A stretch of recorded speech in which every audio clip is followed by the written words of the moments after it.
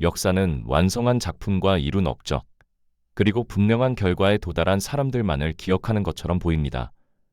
그러나 레오나르도 다빈치의 삶은 조금 다른 방향에 서 있었습니다. 그는 완성을 서두르지 않았고 하나의 길에 오래 머무르지도 않았습니다. 한 작품을 내려놓고 다른 분야로 옮겨갔고 한 역할에 익숙해질 즈음 또 다른 세계로 향했습니다. 사람들은 그를 산만하다고 말했고 집중하지 못한다고 평가했습니다. 그러나 그는 책임이 아니라 세상이 자신을 가두는 틀을 거부하고 있었습니다. 레오나르도 다빈치는 무엇을 끝낼 것인가 보다 어디서 멈추지 않을 것인가를 선택한 사람이었습니다.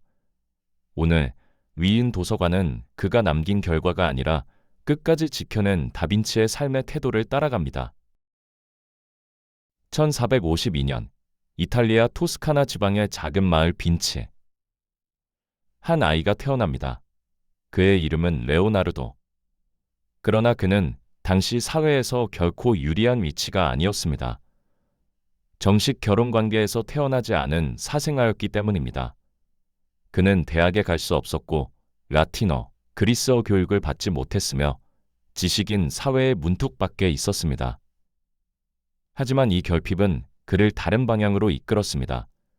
책 대신 자연을, 강의실 대신 들판을, 문장 대신 관찰을 선택하게 만든 것입니다.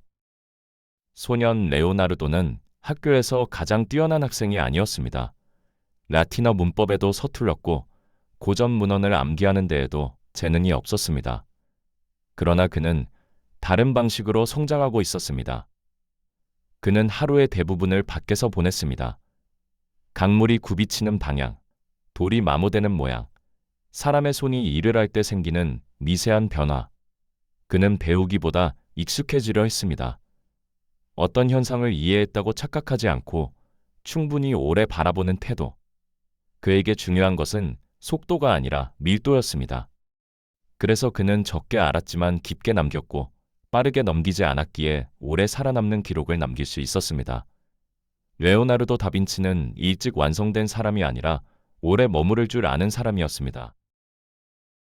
청년이 된 레오나르도는 피렌체에서 화가 수련을 시작합니다. 그의 재능은 곧 주변의 시선을 사로잡았습니다. 빛의 표현, 인물의 표정, 공기의 깊이. 그러나 그는 화가라는 틀 안에 스스로를 가두지 않았습니다.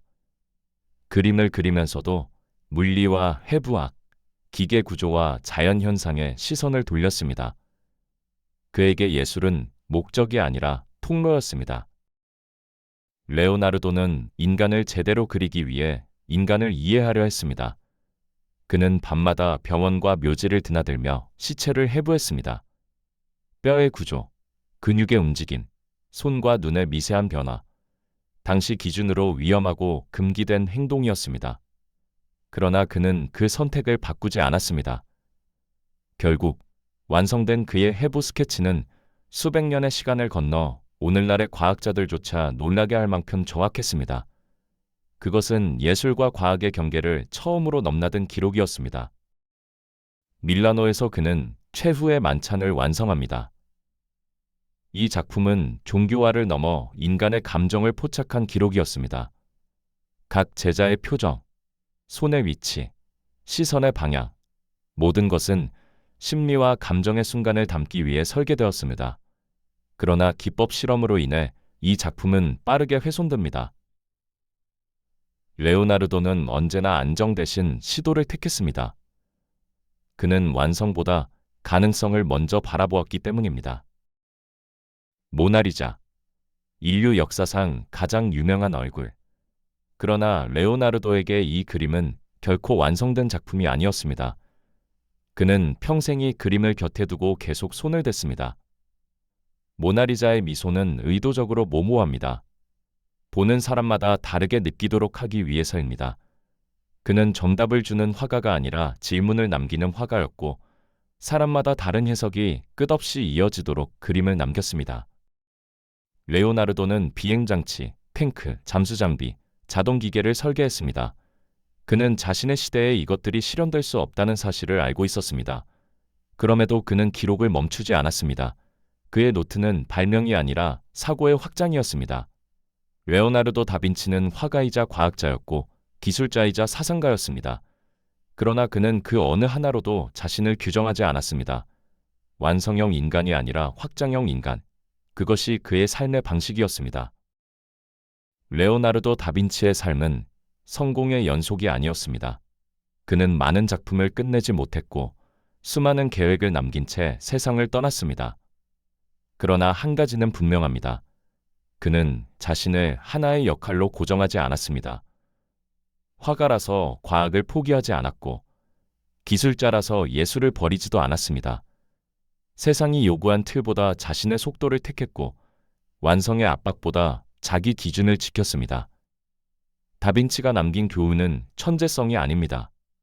자신을 단순화하지 않는 용기, 하나로 규정되지 않겠다는 태도. 사람들은 흔히 하나의 역할에 자신을 맞추려 합니다. 그 틀에서 벗어나면 불안해하고 안심하지 못합니다. 그러나 다빈치는 다르게 인생을 설계했습니다. 그는 하나가 되기보다 확장되는 삶을 선택했습니다. 여러분은 지금 스스로를 너무 좁은 틀 안에 가두고 있지는 않으신가요? 이상으로 위인 도서관, 레오나르도 다빈치 편이었습니다. 역사는 끝나지 않고 위대한 인물들의 이야기는 계속됩니다. 다음 이야기에서 다시 찾아뵙겠습니다. 위인 도서관이었습니다.